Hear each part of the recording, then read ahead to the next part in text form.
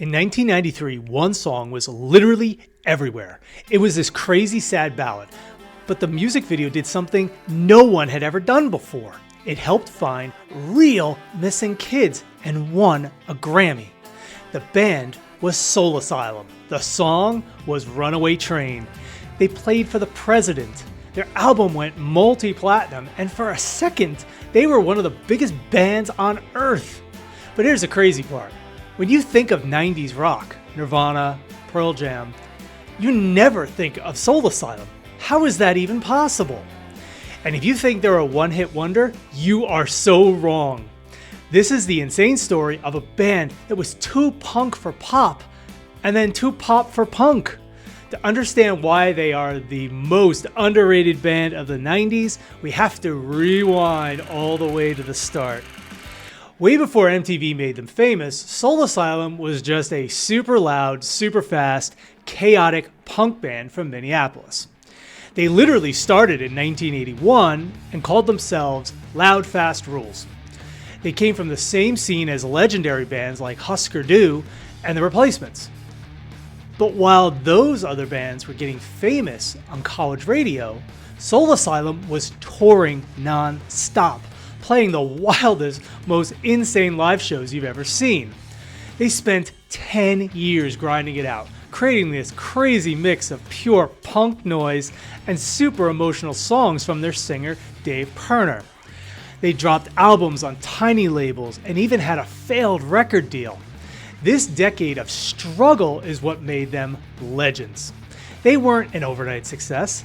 These guys were survivors. They were basically an underground band that was about to go supernova.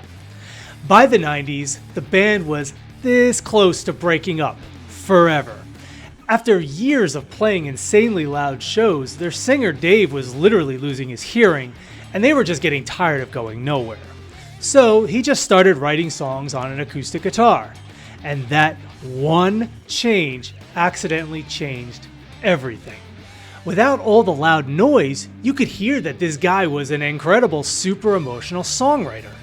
This new sound got them a huge record deal with Columbia Records, right when alternative rock was about to explode. In 1992, they dropped their album, Grave Dancers Union. It was everything they had been working for. Their first singles, Somebody to Shove and Black Gold, were massive rock hits, but the third single would change their lives forever. Runaway Train was a super deep song about depression, about feeling lost and out of control, and it blew up.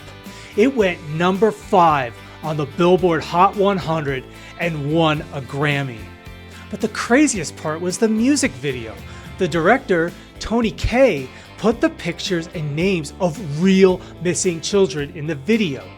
A music video became a global search party. And get this, the video is said to have helped find over 20 missing kids. It literally saved lives and became a piece of history. Overnight, Soul Asylum was one of the biggest bands on the planet. They were on every magazine cover. They played MTV Unplugged. They even played for the president. But you could tell the band was super uncomfortable with being this famous. Deep down, they were still just those punk kids from Minneapolis, and the pressure to make another Runaway Train was insane. Their next album in 1995 actually went platinum and had another huge hit called Misery. So they proved they weren't a one-hit wonder, but it just wasn't the same level of mega success. And as music changed in the late 90s, Soul Asylum just kinda disappeared from the spotlight. Then in 2005, their original bassist, Carl Mueller, tragically died from cancer, and that was the end of the original band. So I want to know what you think. Did Soul Asylum get destroyed by their own success? Or were they just impossible to figure out? Tell me in the comments what you think right now. So, why are they the most underrated band of the 90s?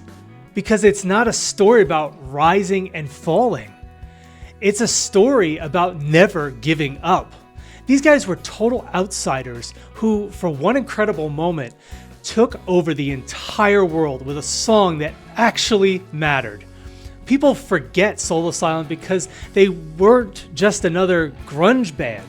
No, they were the bridge from 80s underground punk to the 90s alternative explosion.